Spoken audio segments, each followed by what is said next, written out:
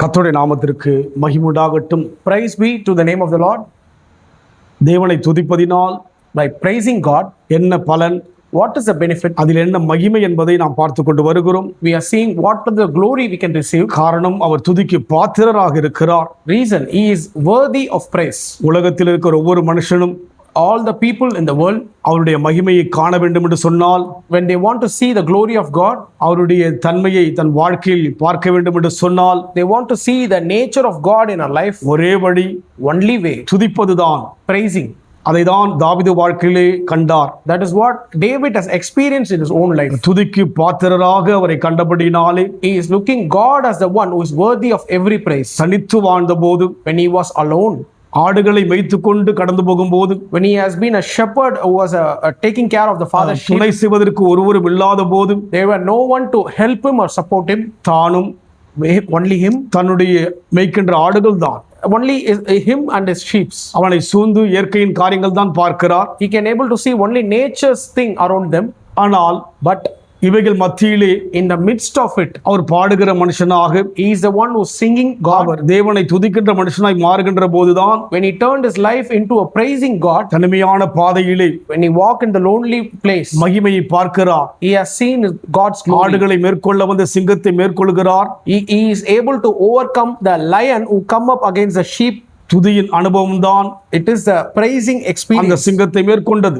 It has given a strength to overcome the lion. துதியின் அனுபவம் தான் அந்த ஆடுகளை மிகவும் பாதுகாத்தது. That praising experience has protected his sheep. துதியின் அனுபவம் Praising experience, எல்லாவற்றையும் மேற்கொள்ளும். it can able to give strength to overcome everything. துதியின் அனுபவம் குடும்பத்தை பாதுகாக்கும். Praising experience will protect our family. அந்த வழியிலே In that way, நேற்று நாம் பார்த்த வண்ணமாக as we meditated yesterday, யோசபாத்தும் அந்த அனுபவத்தில் கடந்து போகிறார். Jehoshaphat walking in his forefathers' experience, 3 ராஜாக்களை மேற்கொள்கின்ற வல்லமை அவர் வாழ்க்கையில் கண்டார். he received a strength to overcome 3 kings who came against him. அதே போல Like the same இந்த manner, வேளையிலும் கூட today also, அப்போஸ்தலர் 16ஆம் அதிகாரம் Acts chapter 16, 25ஆம் வசனம், verse 25. நடு ராத்திரியிலே பவுலும் சீலாவும் ஜெபம் பண்ணி தேவனை துதித்து பாடினார்கள், காவலில் வைக்கப்படுவதை கேட்டுக்கொண்டிருந்தார்கள். But about the middle of the night, Paul and Silas were making prayers and songs to God in the hearing of prisoners. நடு ராத்திரியில் பவுலும் சீலாவும் ஜெபம் பண்ணி தேவனை துதித்து பாடினார்கள். In the middle of the night, Paul and Silas were making prayers and songs to God. புதிய ஏற்பாட்டிலே பவுலின் அனுபவம் சிறப்பான அனுபவம். When you look in the New Testament, the experience of Paul is very important and practical. ஏனென்றால் பழைய ஏற்பாட்டின் சகல காரியத்தையும் படித்து தேர்ந்தவர் அவர். Reason, he is the one who understands the teachings of the Old Testament. கமாலினுடைய பாதத்திலே பழைய ஏற்பாட்டின் அத்தனை காரியங்களும் தேர்ச்சி பெற்று படித்து சிறந்த ஒரு மனுஷனாய் இருந்தவர். He has been a disciple of the famous teacher Gamaliel.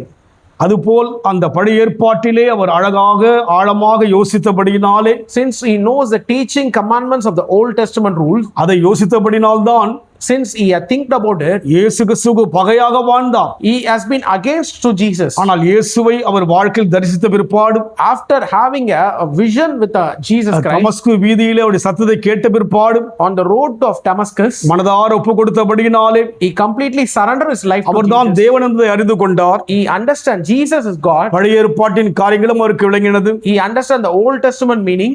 புதிய ஏற்பாடு தேவனை ஆழமாக விளங்கிக் கொண்டார். He understand in the New Testament also. அந்த அனுபவத்தில் இருந்தபடியினாலே, Since he was in that our experience, சிறைச்சாலையிலே வைக்கப்பட்ட போது, in the midst of prison at midnight, நடு ராத்திரியிலே பவுலும் சீலாவும் என்று பார்க்கிறோம். it is also said at the middle of the night, Paul and Silas, அவர்கள் அதிகமான வேதனையோடு இருக்கிறார்கள். they were in a much suffering.